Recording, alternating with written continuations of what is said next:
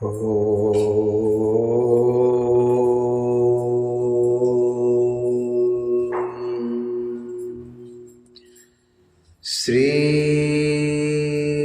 सांब शिवाय नमः। ओम श्री गणेशाय नमः। श्री शिवाय नमस्तुभ्यं। श्री शिवाय नमस्तुभ्यं।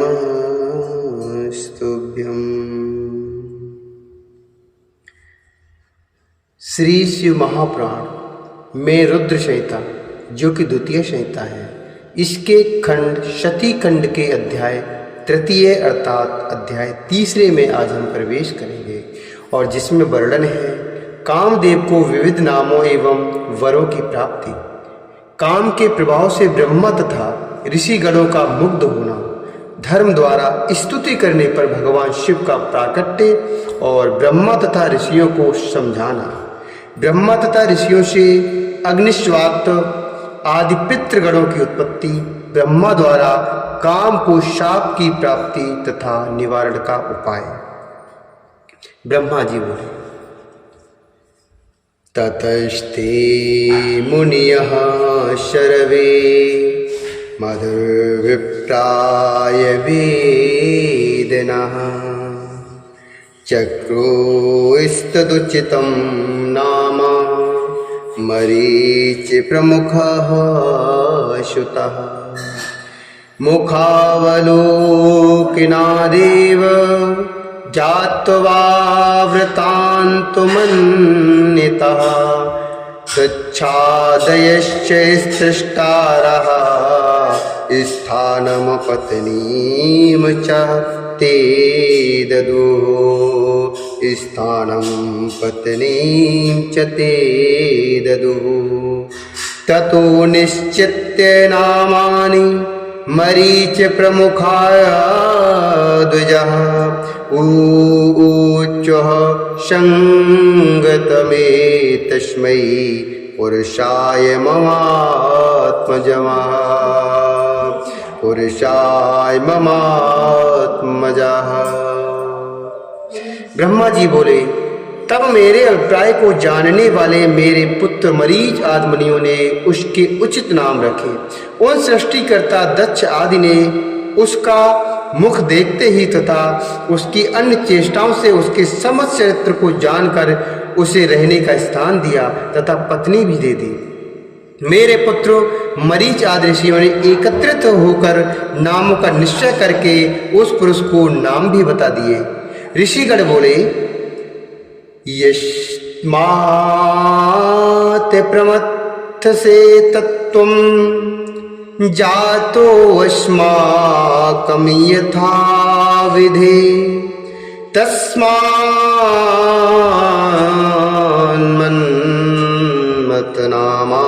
त्वं लोके ख्यातो भविष्यसि।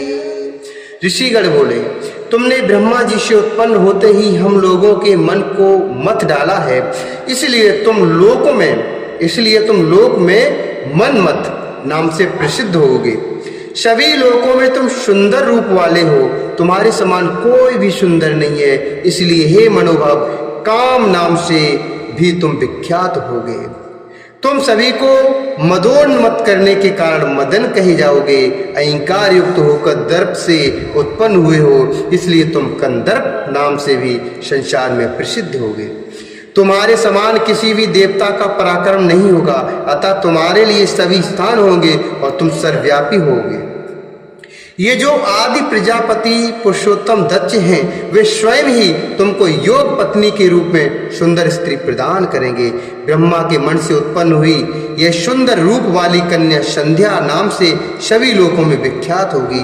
अच्छे प्रकार से ध्यान करते हुए ब्रह्मा जी के हृदय से उत्पन्न होने के कारण तेज आभा वाली तथा मल्लिका पुष्प के सदृश यह कन्या संध्या इस नाम से विख्यात होगी।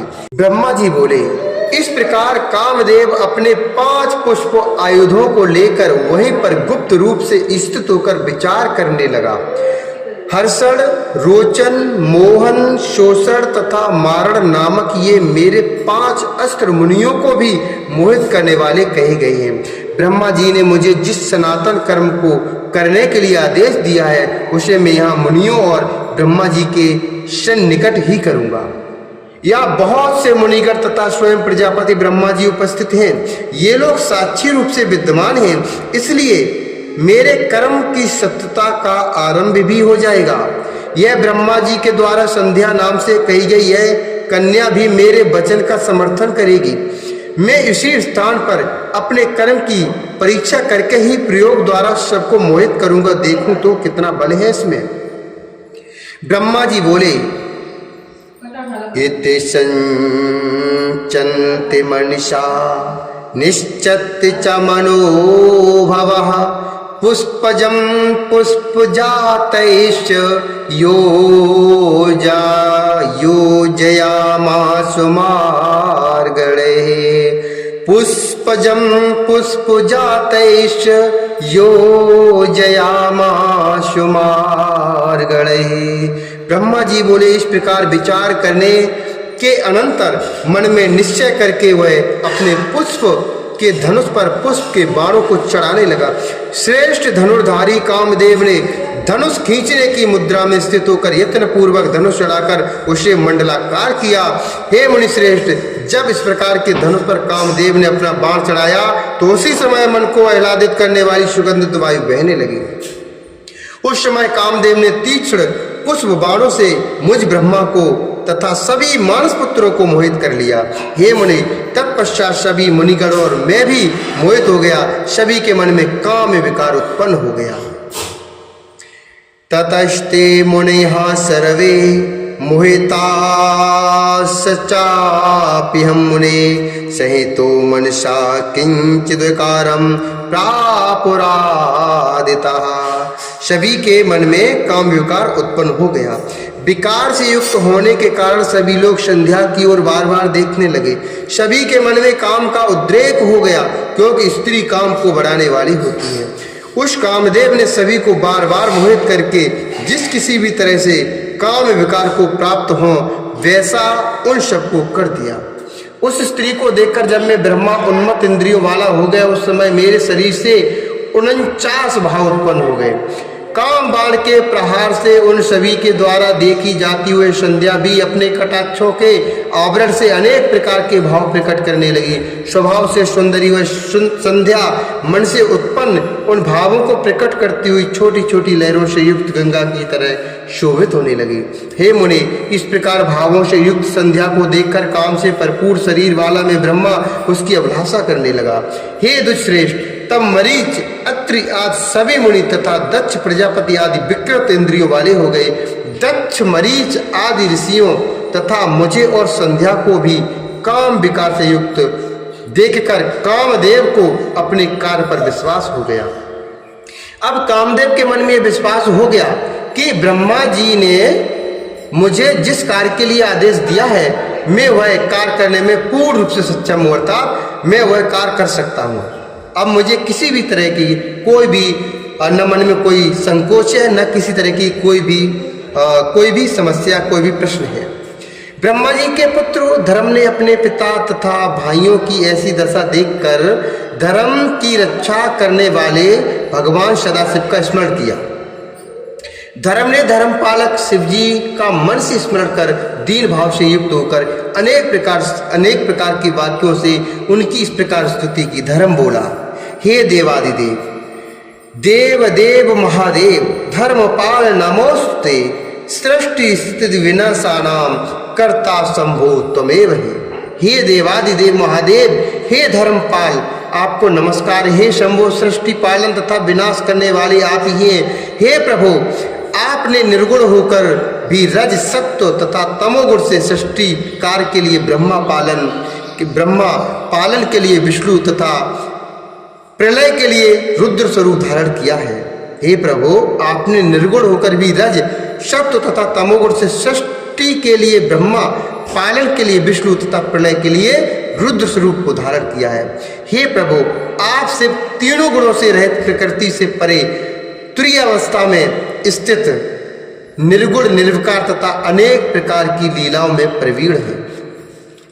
हे महादेव, इस भयंकर पाप से मेरी रक्षा कीजिए। इस समय मेरे पिता तथा मेरे भाई पाप बुद्धि वाले हो गए हैं।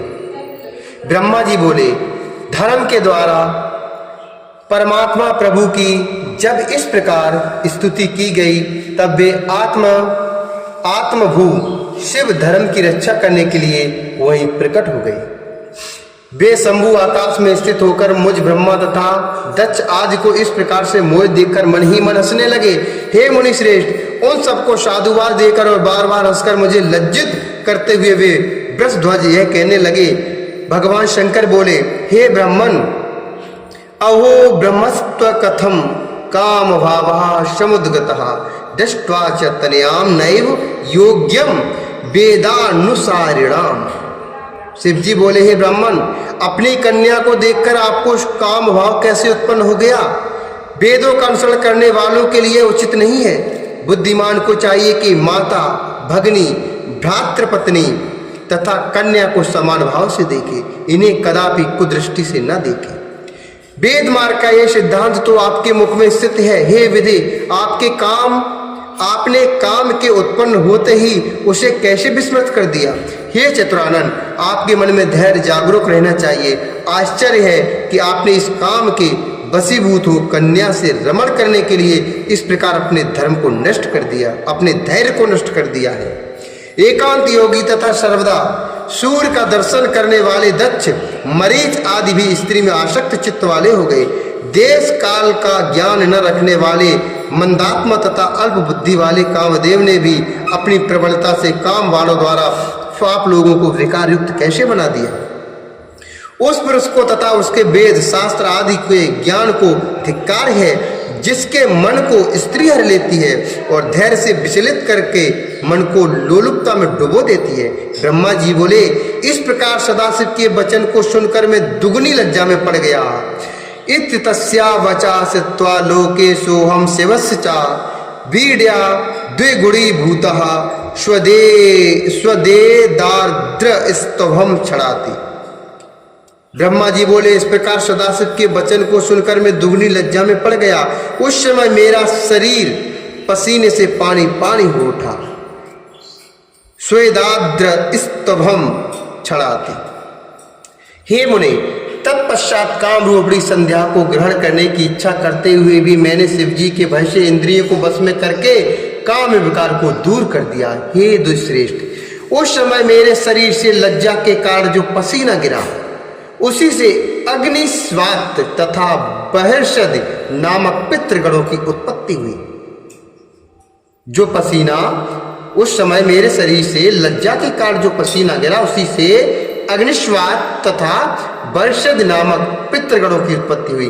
अंजन के समान कृष्ण वर्ण वाले और विकसित कमल के समान नेत्र वाले वे पितर महायोगी, पुण्यशील तथा संसार से विमुख रहने वाले हैं।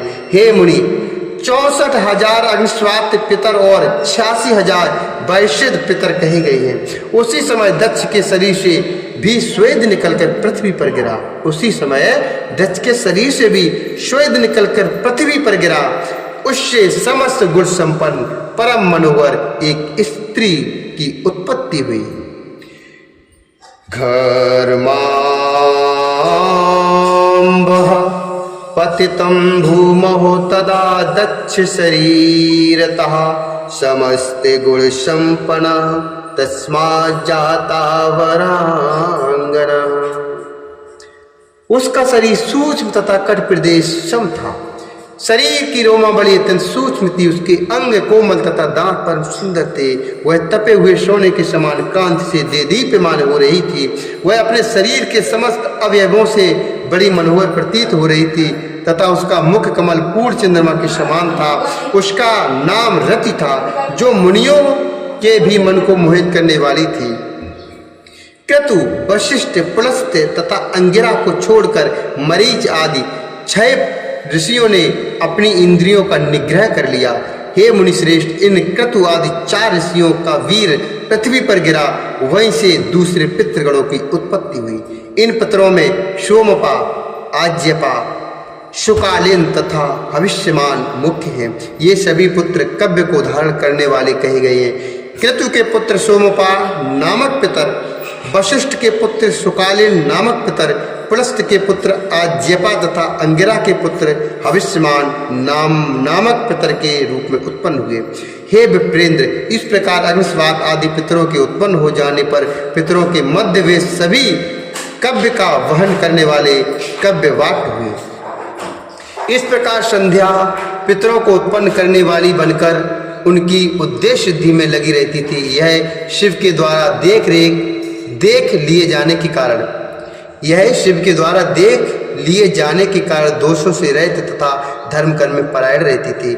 इसी बीच सदाशिव समस्त महर्षियों पर अनुग्रह करके तथा विधि पूर्वक धर्म की रक्षा कर शीघ्र ही अंतर्ध्यान हो गए। उसके बाद शंभु सदाशिव के वाक्यों से मैं पितामह लज्जित हुआ। मैंने अपनी भ्रुकुटी चढ़ा ली और कामदेव पर बड़ा क्रुद्ध हुआ।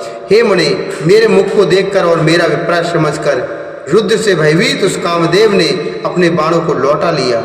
हे मुने, तब मैं पद्म योनि ब्रह्मा कोपयुक्त होकर इस प्रकार जलने लगा जिस प्रकार भस्म करने की इच्छा वाली अति बलवान अग्नि प्रज्वलित हो जाती है, हो उठती है। मैंने क्रोध में भरकर उसे श्राप दे दिया। अहंकार से मोहित हुआ यह कंदर्प शिवजी के प्रति दुष्कर कर्म करके उनकी नेत्राग्नि से भस्म हो जाएगा। हे दुश्रेष्ठ, इस प्रकार मुझ